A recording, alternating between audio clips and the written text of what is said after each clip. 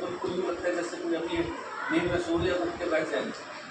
4000-3000 साल पुरानी वो मम्मी समझते हैं ना, जो लेप करते हो डेड बॉडी। मिस्र के मम्मी राजस्थान में केवल यही पर माधो सिंह सेकंड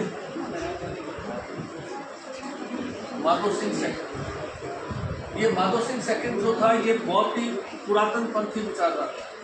ये सोचता था कि अंग्रेज जो है इनका कल्चर नहीं है, ये अंग्रेजों को जो है थोड़ा मतलब क्या है एडवांस कल्चर के कारण अंग्रेजों को पसंद कम करता है। ये सोचता कि अंग्रेज से मेरा कल्चर खत्म हो जाएगा।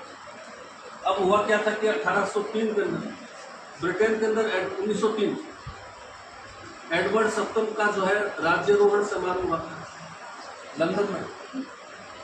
लंदन में ब्रिटिश सम्राट एडवर्ड सप्तम गद्दी पर बैठा। उसका राजतिलक समारोह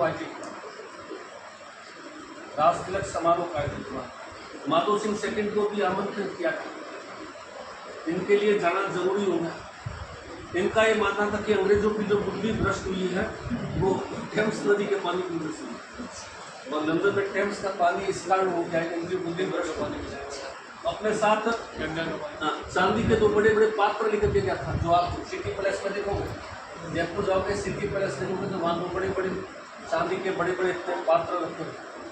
एक पात्र का वजन 345 किलो का, 345 इंच के 2 बड़े बड़े चांदी के पात्र। इन पात्रों में अपने लिए यहाँ से गंगा जल भर के लेके जाते। मैं वहाँ टेम्स का पानी नहीं पीऊँगा, बुद्धि मेरी खराब हो जाएगी। तो ये अंग्रेजों टेम्स के पानी के कारण गंगा का पानी अपने साथ भर के ले जाता। और इसका जहाज का नाम क्या था? ओलंपिया। क्या नाम क्या था? ओलंपिया था। ओलंपिया जहाज के अंदर जो है ये पानी के पात्र लेकर के जाता, जो आज भी रिकॉर्ड है चांदी के सबसे बड़े पात्र, जो सिटी पैलेस में अभी भी हमें रखे हुए 345 का एक पात्र गिनीज बुक में दर्ज है। इन पात्रों का नाम 345 किलो का एक घड़ा, इतना बड़ा घड़ा जिसमें मान लो 200-300 लीटर पानी आ रही है। 345 × 2 ऐसे घड़े जो है वो ओलंपिया जहाज में रख करके गंगा का पानी अपने साथ टेम्स का पानी को नहीं पसंद है। लंदन कौन सी नदी किनारे है? टेम्स। उसके अलावा हम देखें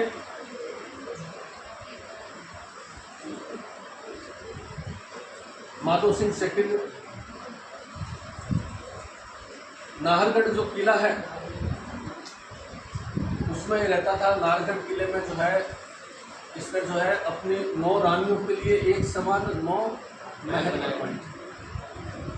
अपनी 9 रानियों के लिए नाहरगढ़ किले में बड़े बड़े महल हॉल बने हुए एक समान 9।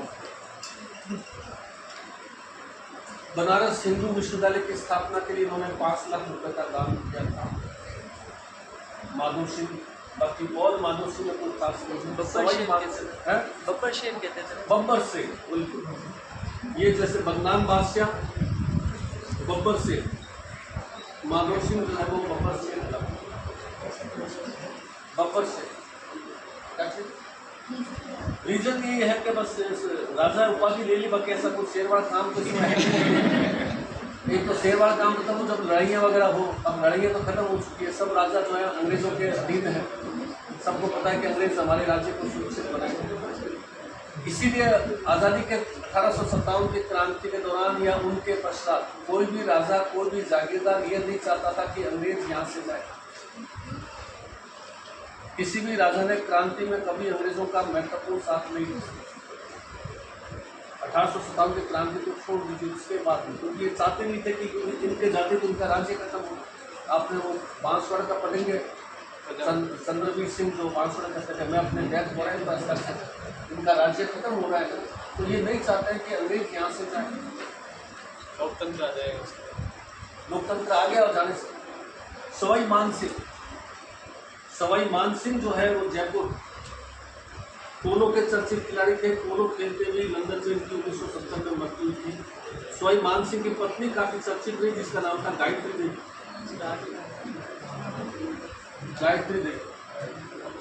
गायत्री देवी जो सवाई मानसिंह की पत्नी थी, 1962 में जो है वो जयपुर से सांसद चुनी गई थी। राजस्थान की पहली महिला सांसद, राजस्थान की पहली महिला जो थी लोकसभा की सदस्य बनी थी 1962 में।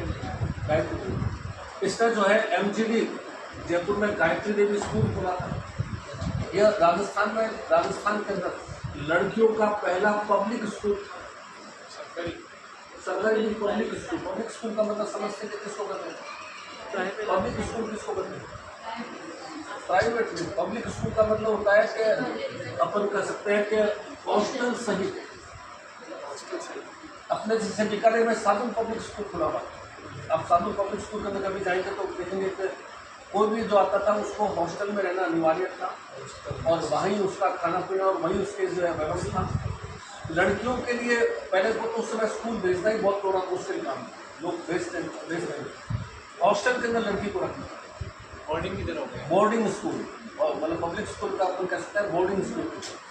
हॉस्टल के अंदर लड़की को रखना, महीना भर तक 2 महीने तक लड़की घर में आई, ऐसा स्कूल जो है इन्होंने जो है खोला था। पहला पब्लिक स्कूल था। आज भी जयपुर के अंदर है ये MGD। एक अंग्रेज लेडी थी जिसका नाम था मिस लुटर। इस मिस लुटर को इस स्कूल का प्रिंसिपल बनाया गया था, जो सालों तक इस स्कूल को संचालित करती है। पद्मश्री से भी भारत सरकार ने इसको सम्मानित किया था महिला साक्षरता के हिसाब से। तो राजस्थान में लड़कियों का पहला पब्लिक स्कूल जो खोला था वो गायत्री देवी। लेकिन गायत्री देवी की इंदिरा गांधी से बड़ी नीति 1975 में जो है इसमें इंदिरा गांधी ने इसके प्रतिकरण ला दी थी, पकड़ करके जेल में डाल दिया। कहीं बीमार पड़ गई थी जेल में, कहीं 1.5-2 साल तक जेल में आपातकाल गायत्री देवी जो है। SMS किसने बनाई?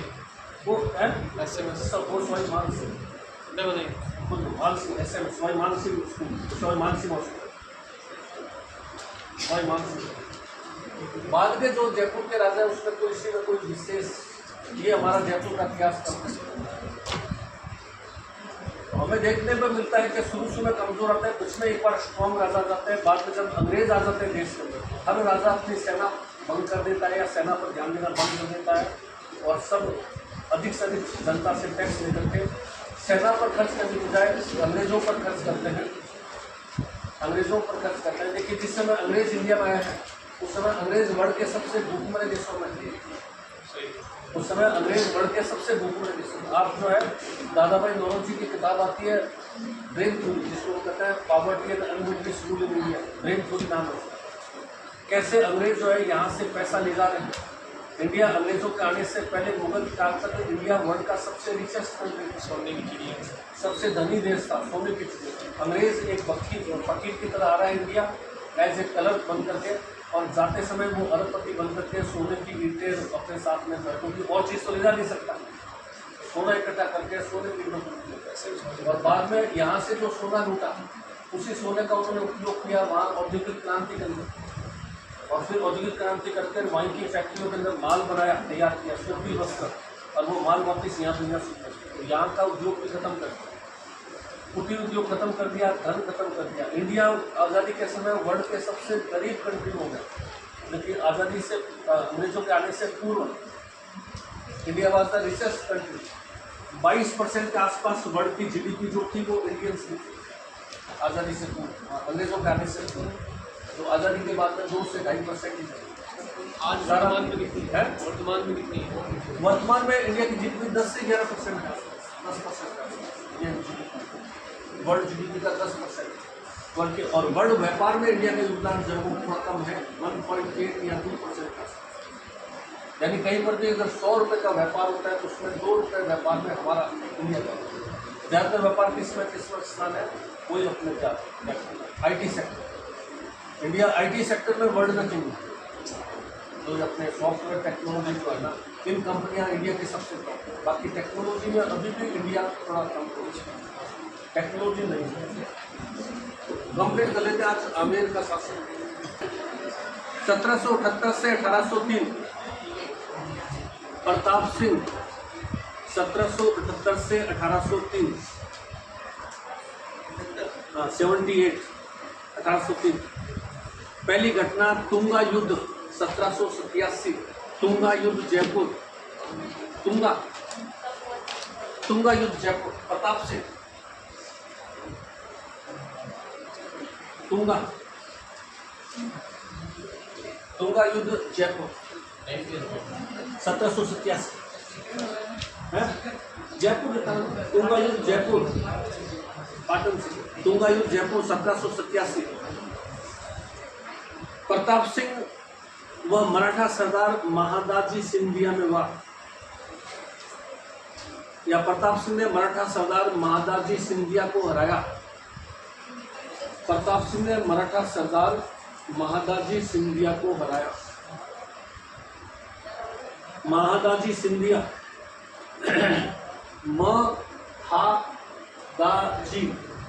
महादाजी सिंधिया को हराया। प्रताप सिंह ने मराठा सरदार महादाजी सिंधिया को हराया। वसुंधरा सिंधिया परिवार महादाजी सिंधिया को हराया। सिंधिया ने जयपुर को मिट्टी में मिलाने की धमकी दी थी। सिंधिया ने जयपुर को मिट्टी में मिलाने की धमकी दी थी। जयपुर को मिट्टी में मिला दिया जाएगा। जयपुर को मिट्टी में मिलाने की धमकी दी थी। 1790 पाटन युद्ध जयपुर सीकर। 1790 पाटन युद्ध सीकर। पाटन युद्ध सीकर। महादाजी सिंधिया फ्रांसीसी कमांडर डी बोई, डी करके बोई, महादाजी सिंधिया फ्रांसीसी कमांडर डी बोई को साथ लेकर आया था। फ्रांसीसी कमांडर महादाजी सिंधिया फ्रांसीसी कमांडर डी बोई को साथ लेकर आया था। डी बोई को साथ लेकर आया।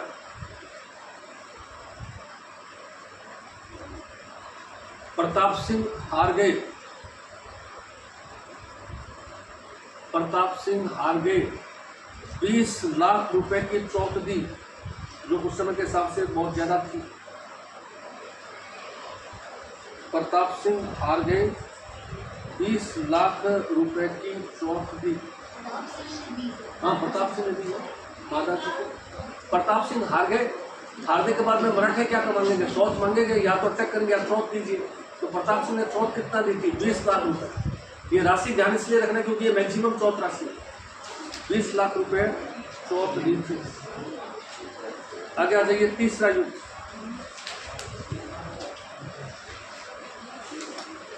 तीसरा युद्ध मालपुरा युद्ध टोंक। मालपुरा युद्ध टोंक 1810। मालपुरा युद्ध टोंक 1810। प्रताप सिंह ने पठान सरदार इस्माइल बेग को साथ लेकर, प्रताप सिंह ने पठान सरदार इस्माइल बेग, पठान सरदार इस्माइल बेग को साथ लेकर युद्ध किया। इस्माइल बेग, बेग इस्माइल बेग, इस्माइल बेग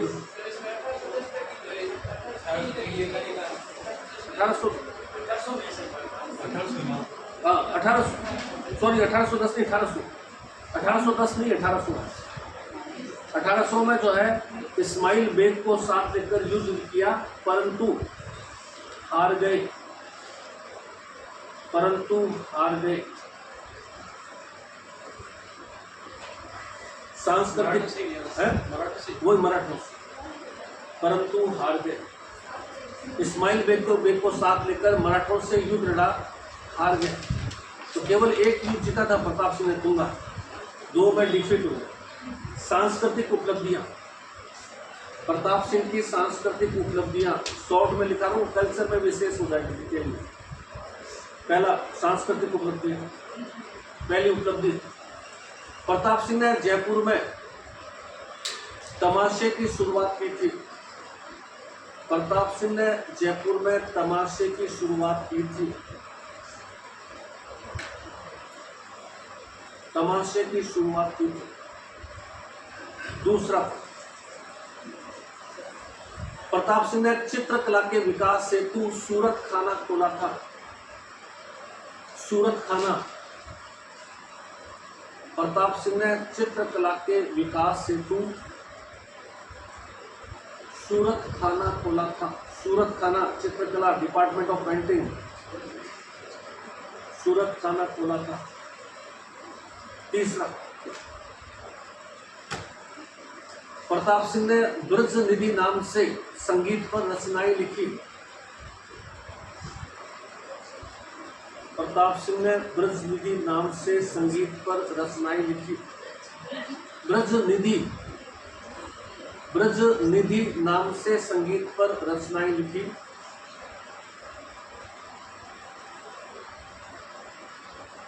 चांद खां प्रताप सिंह का संगीत गुरु था। चांद खां संगीत गुरु था।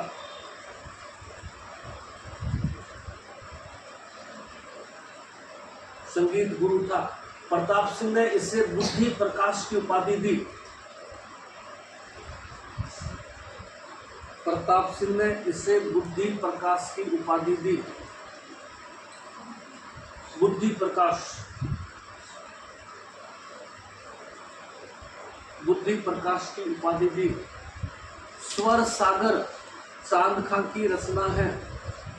स्वर सागर, स्वर सागर चांद खां की रचना है।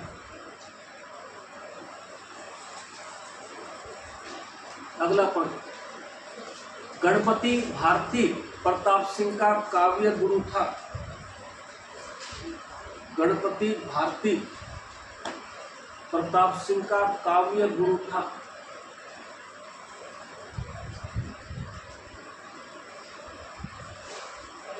काव्य गुरु था जिसने संगीत सागर रचना लिखी। जिसने संगीत सागर रचना लिखी। संगीत सागर रचना लिखी। अगला पॉइंट, प्रताप सिंह के दरबार में 22 संगीतकारों का दल था। प्रताप सिंह के दरबार में 22 संगीतकारों का दल था।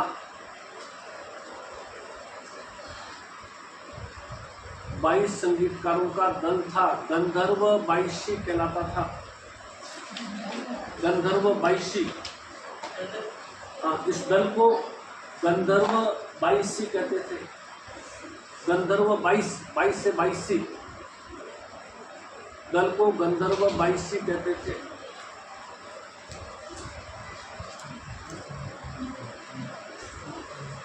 प्रताप सिंह ने संगीतकारों का सम्मेलन आयोजित कर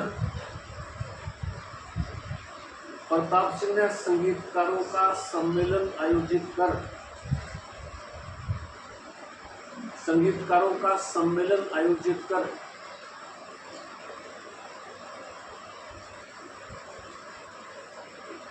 राधा गोविंद संगीत सार ग्रंथ रचवाया। राधा गोविंद संगीत सार, राधा गोविंद संगीत सार ग्रंथ रचवाया। राधा गोविंद संगीत सार, लेखक, इसके लेखक ब्रजपाल भट्ट थे।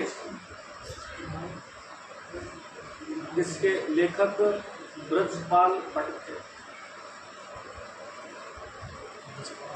ब्रजपाल भट्ट थे। ब्रजपाल भट्ट थे। क्या चीज? तमाशा जैसे अपने यहाँ रमतें होती है वैसे वहाँ जयपुर का तमाशा है। तमाशे के बारे में डिटेल में कल्चर जो आएगा ना, जो अपूर्ण जी मानेगा कल्चर। तमाशा जैसे अपने यहाँ रमतें होती है ना, रमतें नाम तो सुना होगा ना, जैसे होली होती है। बीकानेर में नहीं रहते हो क्या? बीकानेर में रमत का नाम तो सुना था, देखा नहीं, नाम तो सुना था।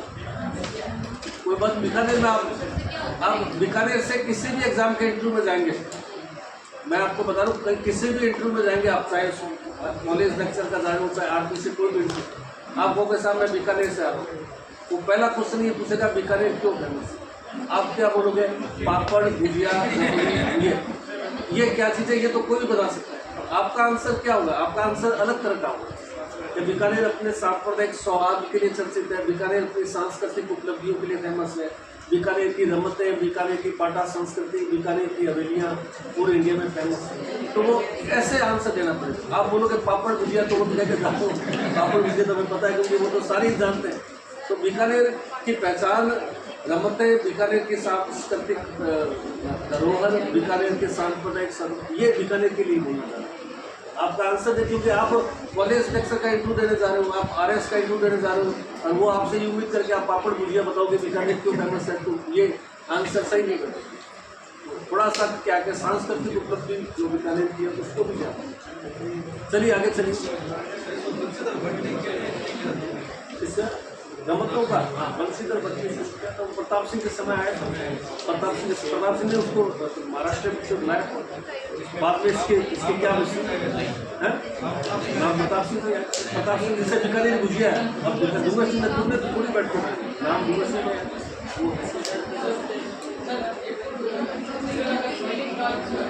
क्या करो? प्रताप सिंह का सभी माना, प्रताप सिंह का चित्रकला में, जयपुर में चित्रकला जो है उसमें प्रताप सिंह। रमत जो है वो लोक काव्य प्रतियोगिता है, लोक काव्य प्रतियोगिता उसको रिप्रेजेंट करते हैं। उसको रमतों में जो है काव्य में संवाद होता है।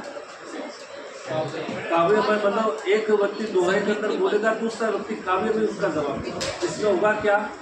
12 मासा है, चौमासा है, वर्षा ऋतु है, सौंदर्य है, क्योंकि वो रमतें कब आ रही है? फागुन के महीने में आ रही है, तो वो सौंदर्य का है, वर्षा ऋतु का, इनका वो वर्णन करते हैं। वो अपन रमतें में मैं आपको समझाऊंगा कैसे की। आगे लिखिए, आगे लिखिए, आगे लिखिए। कहाँ के ब्रजपाल, एक लाइन और लीजिए। प्रताप सिंह ने हवा महल का निर्माण किया 1799। 1799 में जयपुर में हवा महल बनवाया। 1799 में जयपुर में हवा महल बनवाया। 1799 में जयपुर में हवा महल बनवाया। डिटेल में इसके बारे में अपन बाद में लेंगे। अब आ जाइए जगत सिंह सेकंड। एक विशेषता है जगत सिंह सेकंड, कार्यकाल कब से कब तक है? 1803 से 1818। 1803 से 1818 जगत सिंह सेकंड। एक विशेषता है, जयपुर के बदनाम बादशाह कहलाते हैं। जयपुर के बदनाम बादशाह कहलाते हैं। बदनाम बादशाह जयपुर के अपनी प्रेमिका रस कपूर को आधा राज्य सौंप दिया था। प्रेमिका रस कपूर को आधा राज्य सौंप दिया।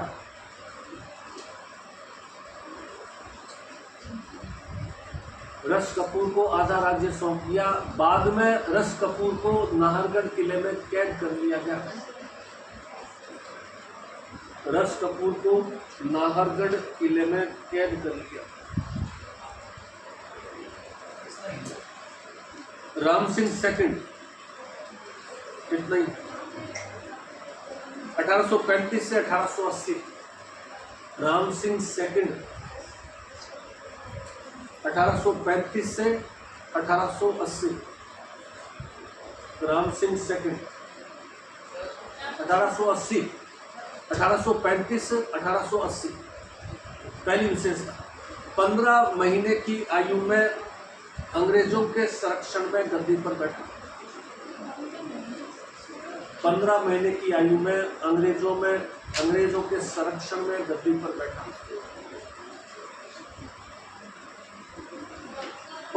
15 महीने की आयु में अंग्रेजों के संरक्षण में गद्दी पर बैठा। अंग्रेजों के संरक्षण में गद्दी पर बैठा।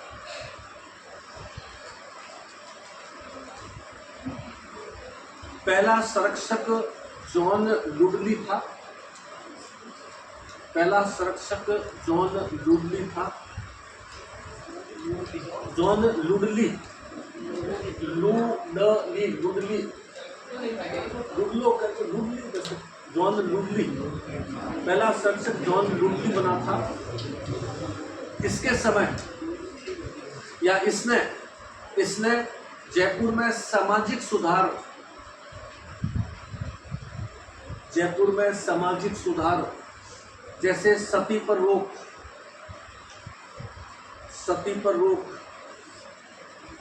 शिक्षा का प्रसार आदि कार्य किए। सामाजिक सुधार, शिक्षा के प्रसार आदि के कार्य किए। इसके पश्चात अंग्रेज प्रिचार्ड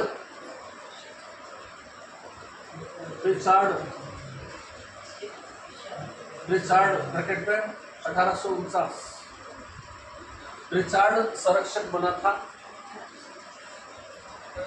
1849 में प्रिचार्ड संरक्षक बना था। इस समय 1851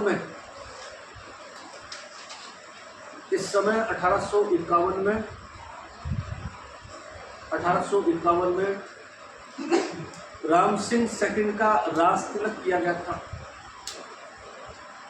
राम सिंह सेकंड का राज तिलक किया गया था। पैगाम चेंज करके सेकंड पॉइंट, 1857 की क्रांति में 1857 की क्रांति में राम सिंह अंग्रेजों के साथ था। राम सिंह अंग्रेजों के साथ था। अंग्रेजों ने राम सिंह को सितार ए हिंद, हिंदुस्तान का सितारा, अंग्रेजों ने राम सिंह को सितार ए हिंद की उपाधि दी। सितार ए हिंद की उपाधि दी और कोटपुतली की जागीर दी थी। कोटपुतली की जागीर दी थी। पैराग्राफ चेंज कर 1858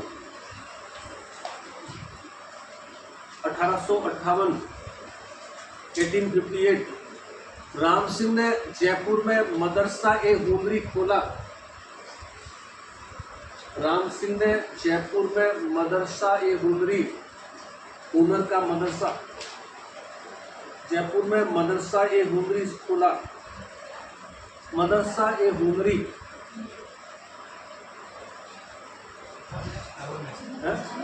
58 मदरसा ए हुनरी खोला, जिसे वर्तमान में राजस्थान स्कूल ऑफ आर्ट कहा जाता है। जिसे वर्तमान में राजस्थान स्कूल ऑफ आर्ट कहा जाता है।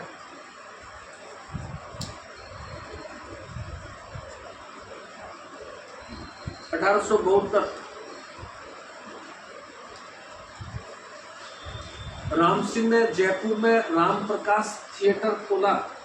थिएटर रंगमंच का कहते हैं। जयपुर में राम प्रकाश थिएटर खोला। राज मंदिर नहीं, राम प्रकाश थिएटर।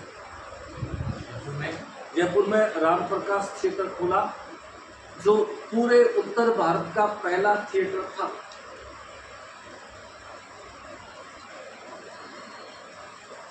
उत्तर भारत का पहला थिएटर था। इसी दौरान मेडिकल कॉलेज खोलने का असफल प्रयास हुआ। हालांकि खोल के गया था लेकिन लोग नहीं आए। मेडिकल कॉलेज खोलने का असफल प्रयास हुआ। मेडिकल कॉलेज खोला था राम सिंह ने, लेकिन लोग नहीं आए पढ़ने के लिए। मेडिकल कॉलेज खोलने का असफल प्रयास, या खोला परंतु असफल रहा। कॉलेज खोले कोई पढ़ने नहीं आए तो कॉलेज असफल हो जाएगा। तो उन्होंने खोला, बाहर से डॉक्टर भी बुलाए, लेकिन स्टूडेंट नहीं है पढ़ने के। उस समय के लोग अंग्रेजों की विधि से पढ़ना वो थोड़ा सा अलग था। 1876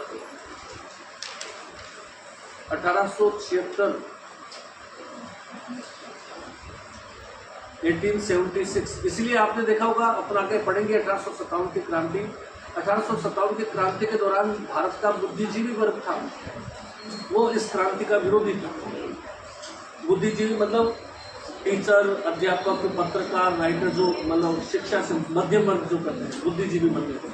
क्यों? क्योंकि उनको लगा कि अगर क्रांति सफल होगी या अंग्रेज चले गए तो फिर हमारा जो बौद्धिक विकास हो रहा है, कॉलेजें खुल रही है, नए नए स्कूल खुल रहे हैं, नए नए शिक्षण संस्थाएं खुल रही है, इंडिया का डेवलपमेंट हो रहा है, वो डेवलपमेंट रुक जाए। हमारे यहाँ हर चीज़ तो अंग्रेज ही देखे गए हैं, रेलवे का हो, टेलीग्राफ का हो, सभी चीज़ें। तो बौद्धिक वर्ग ये चाह रहा था कि अंग्रेज देश में रहे और अंग्रेज जो है देश में यूरोपियन स्टाइल के स्कूल कॉलेज खोलें, यूरोपियन स्टाइल की पढ़ाई कराएं, ताकि हम लोग भी अंग्रेजों के समकक्ष आ सकें, क्योंकि हमारा सिस्टम बहुत पिछड़ा हुआ था। तो बौद्धिक वर्ग जो होता है वो किसी भी क्रांति की आत्मा होता है।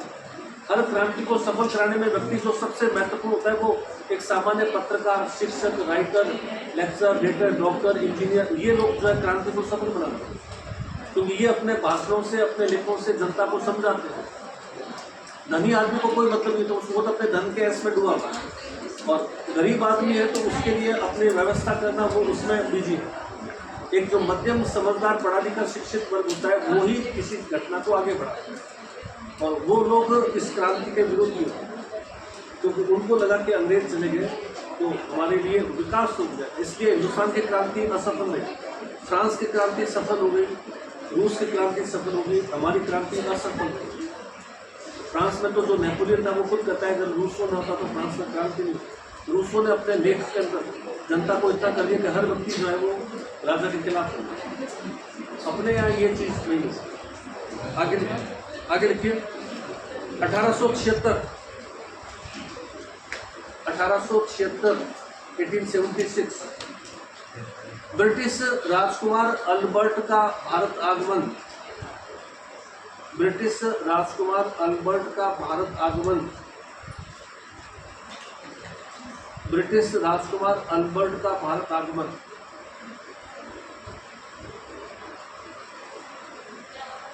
अल्बर्ट, ब्रिटिश राजकुमार अल्बर्ट का भारत आगमन। राम सिंह ने अल्बर्ट के सम्मान में जयपुर को गुलाबी रंग से रंगवाया। राम सिंह ने अल्बर्ट के सम्मान में जयपुर को गुलाबी रंग से रंगवाया। अल्बर्ट के सम्मान में जयपुर को गुलाबी रंग से रंगवाया।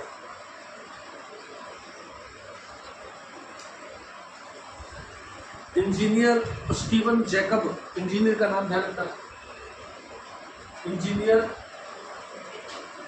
Steven Jacob, engineer Steven Jacob के निर्देशन में, स्टीवन जैकब के निर्देशन में अल्बर्ट हॉल का निर्माण शुरू किया। अल्बर्ट हॉल का निर्माण शुरू किया, जिसका उद्घाटन बाद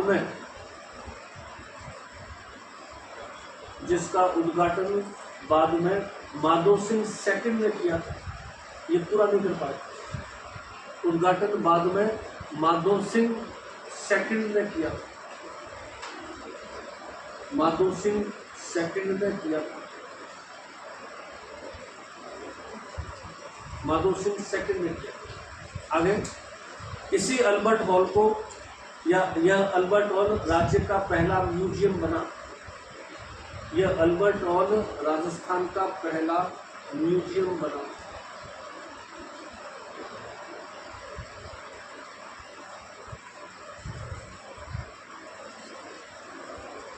यहाँ मिस्र के राजकुमारी की मम्मी है। यहाँ मिस्र के राजकुमारी की मम्मी है। एक साथ से बोल लीजिए, माधो सिंह सेकंड 1880 से 1922। माधो सिंह सेकंड 1880 से 1922। 1880 1922। माधो सिंह सेकंड 1880 1922। 1903 ब्रिटेन में 1922 के कार्यक्रम 1922 तक है। ब्रिटेन में ब्रिटेन में एडवर्ड सप्तम का राज्यारोहण समारोह हुआ 1903 में। ब्रिटेन के अंदर एडवर्ड सप्तम मतलब 7,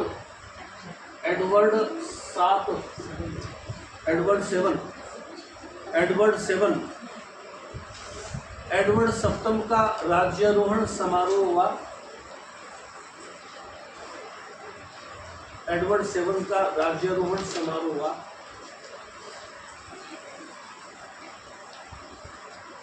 यह ओलंपिया जहाज में बैठकर लंदन गया। ओलंपिया जहाज में बैठकर लंदन गया।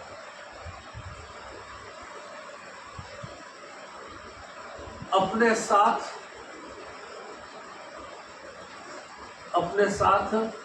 345 किलो के 345 इंटू 2 345 किलो का एक पात्र 345 इंटू 2 345 किलो के 2 चांदी के पात्रों में गंगा जल भरकर साथ लेकर गया।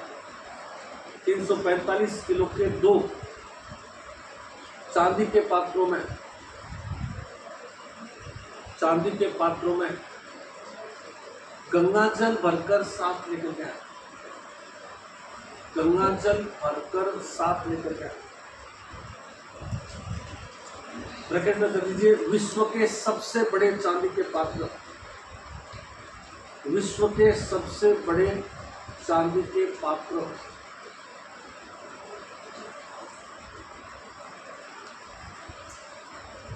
जो वर्तमान में सिटी पैलेस में रखे हैं। जो वर्तमान में सिटी पैलेस में रखे हैं। सिटी पैलेस में रखे हैं विश्व के सबसे बड़े चांदी के पात्र। दूसरा प्रश्न,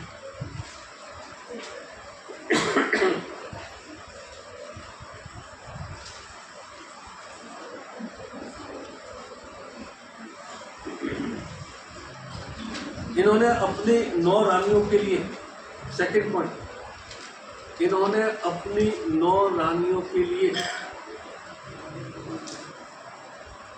9 रानियों के लिए जयपुर के नाहरगढ़ किले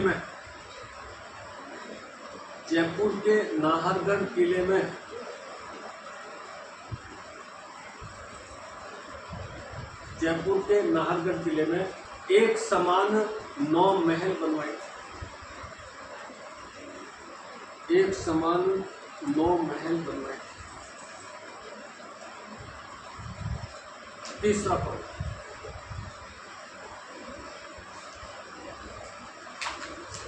उन्नीस 1916 में मदन मोहन मालवीय को 1916 में मदन मोहन मालवीय को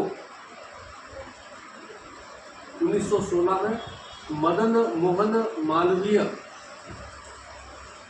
मोहन मालवीय को बनारस हिंदू विश्वविद्यालय की स्थापना हेतु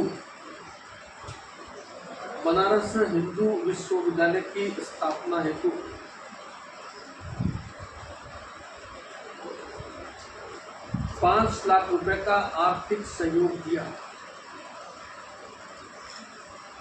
5 लाख रुपए का आर्थिक सहयोग दिया।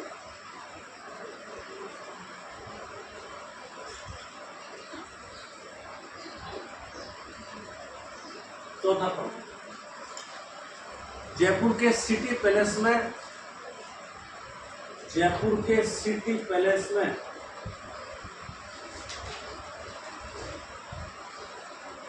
मेहमानों को ठहराने के लिए मेहमानों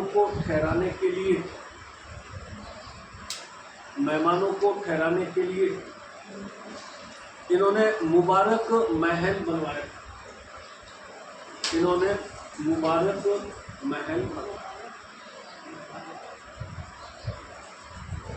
बब्बर शेख, एक लाइन लिख लीजिए।